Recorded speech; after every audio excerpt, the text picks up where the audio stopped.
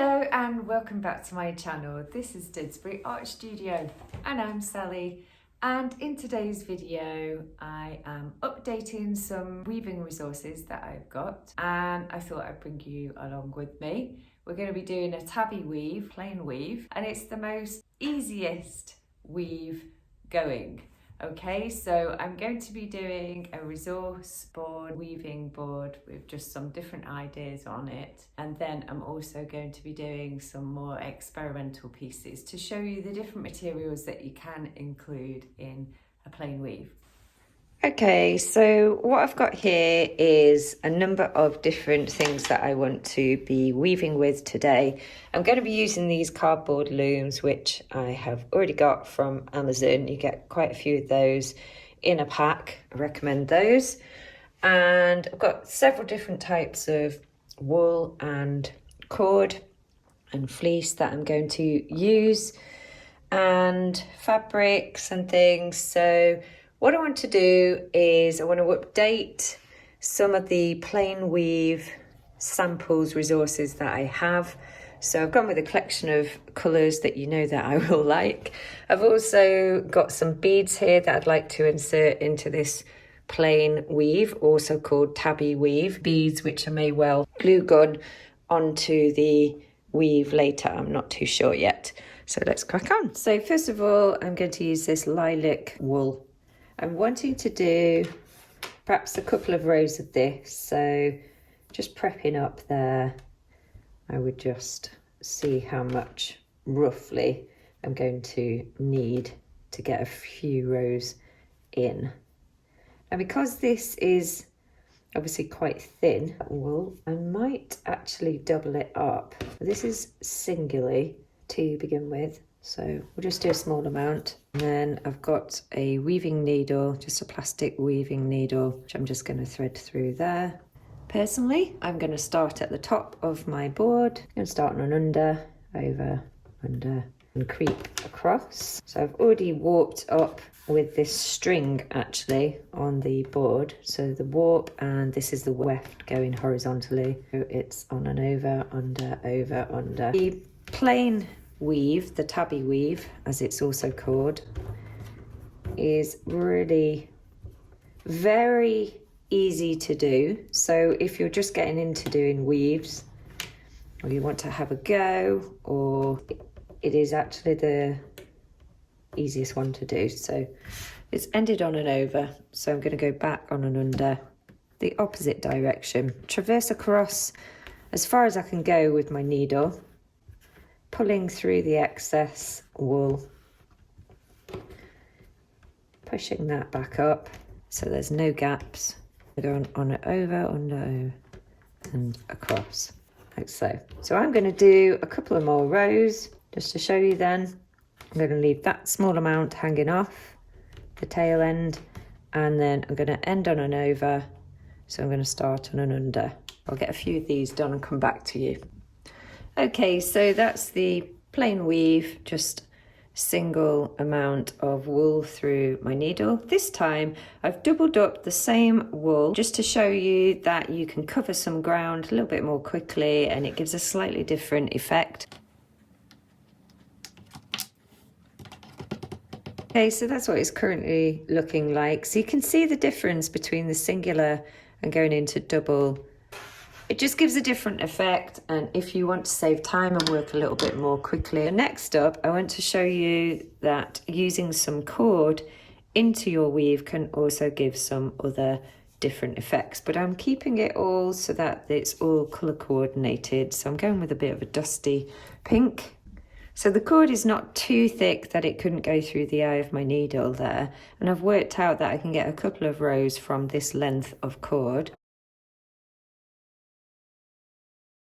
Okay, so that's what it looks like. It's a little bit more 3D, a little bit more chunky, very textured. So I've done a little stripe there. It's a similar width to this one above. So for the next one that I'm going to do, I'm going to use this really thick wool. It's merino wool.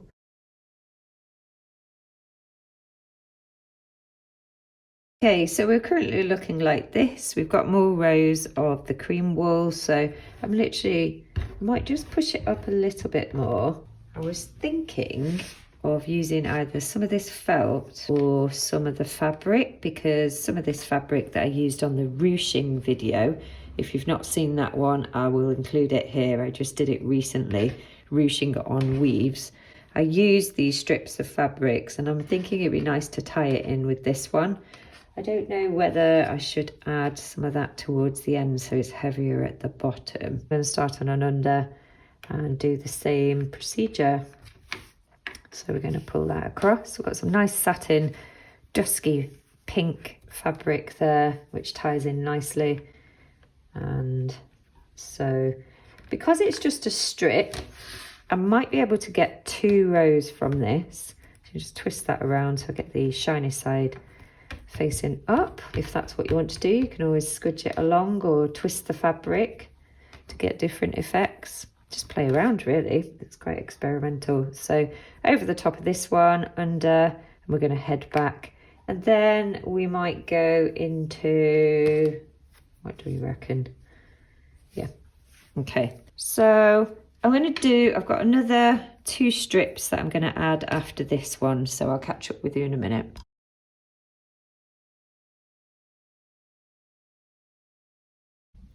Okay, this is what it's currently looking like. I've shuffled up the wefts just so that I've got a little bit more space for the 3 more materials that I want to add. So I've got this small amount left over here, and now I need to hack into this felt and make it into a little strip. I don't want too much of this because it's quite bulky. What are your themes? What textures are you looking for? And there we go, get quite a nice chunky textured effect. I'm liking these lengths of fabrics hanging over here too. I've used this before for macrame. There it is. And then I want to add some of this. Now, I'm not actually entirely sure what this is. I've had it for ages. I do want to try it because it's lush. Look at it. Little sparkles in it. So I think it's just going to get into a bit of a tangle, so let's see. I'm just going to try and twist it. Oh, can we do this? I don't know. Let's just try it, and if it doesn't work, it doesn't work. It's all a bit tight. So let's see. I just think it'd be nice to show as an example of the different things you can insert into a weave. I'm going to try and attempt to head back in the opposite direction. That's what it looks like. I've managed to do 3 rows. So next up, I want to do something with these. Somehow connect these colours. So I don't know.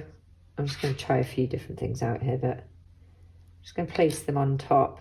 Now, because this is for display purposes, for resources, for a workshop, I'm not going to be taking the weave off the board because I like it stretched. So I can afford to glue gun these beads down somewhere. Now that is what it looks like there. I did think about connecting these 2. Just links it a little bit so I could mix these up a bit. I don't want it to be too top heavy. That's why I was thinking about putting the beads down here.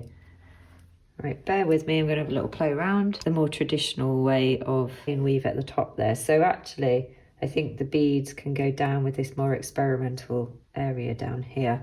So I am going to glue gun these down, and I've got a Costa chai latte over here and millionaire shortbread, yum.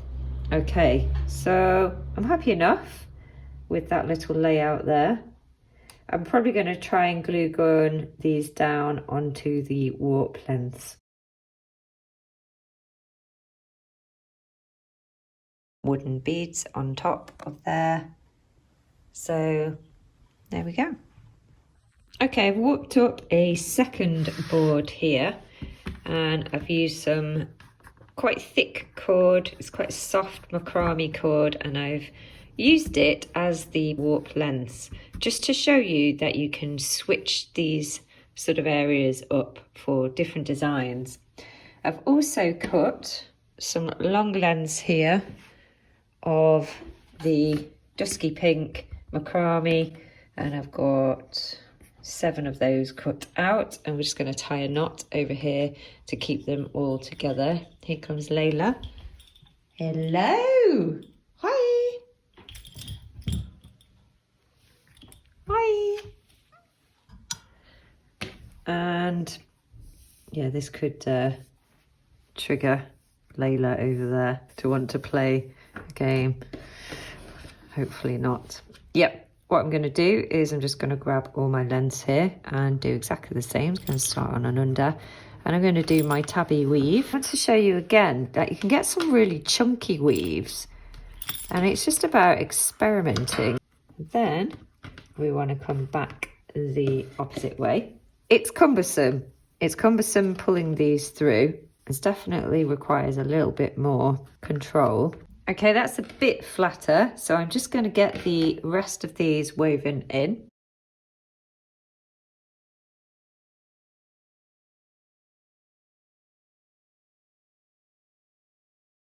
So that's quite a chunky weave. What are you doing over there, Layla? Where are you going? Oh.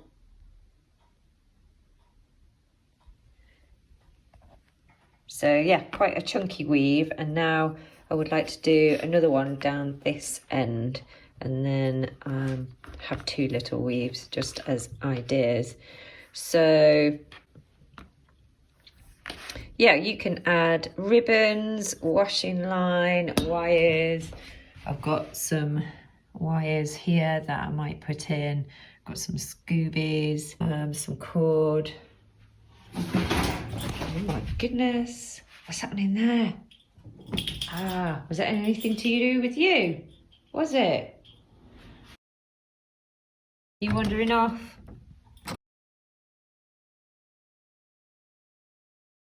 Obviously this is just some old cable. I've woven through the thicker cable as well as the thinner one there, and push them up a little bit. Now obviously if you took this off the board, you could then sculpt and use this more as a vessel rather than keeping it flat, but I'm just showing you that you can just incorporate many different materials there. So you could obviously twist other materials around, like ribbons or thin bits of wool, and weave them in between. I was just wondering whether to add anything to this piece here. As I said, these are for resources, so it's more about what materials you can use, but I'm just thinking if I grab some of this satin, I could just show that you can weave through freehand, just because there's quite big gaps to do that with. So we'll just pull that down over here, go up over here. Okay, I've just used a couple of different fabrics that I had already, and I've just woven them in and out and very irregularly.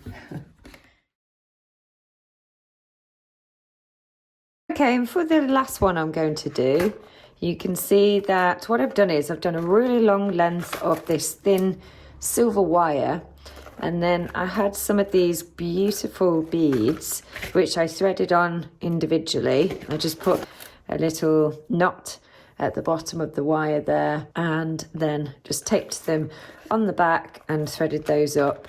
And I've got 5 long warp lengths. I did use quite a lot of beads there. You can see they're not on the back, they're just on the front. So I am planning on keeping this on the board as well. Yeah, let's cut a bit of this up, weave that through.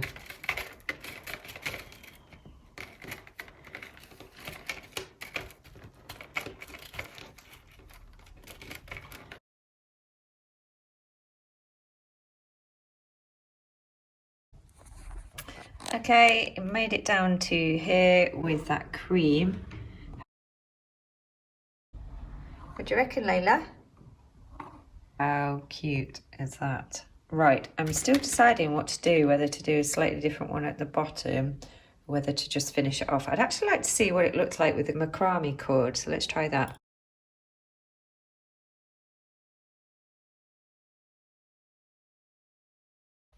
Okay, that's it. That's it with the macrame cord, the soft macrame cord. Really quite like that. I'm just going to leave them both on just as examples. What do you think, you? I'm really happy with them. I think they're really cute. So those are the three. Let me know which ones you think work. Maybe there's some ideas in one and not in others that you like. I wonder whether that was the right thing to do, adding the cream and the white to this. I don't know, I quite liked it just as the beaded warp, but anyway, maybe an idea for another project to develop that.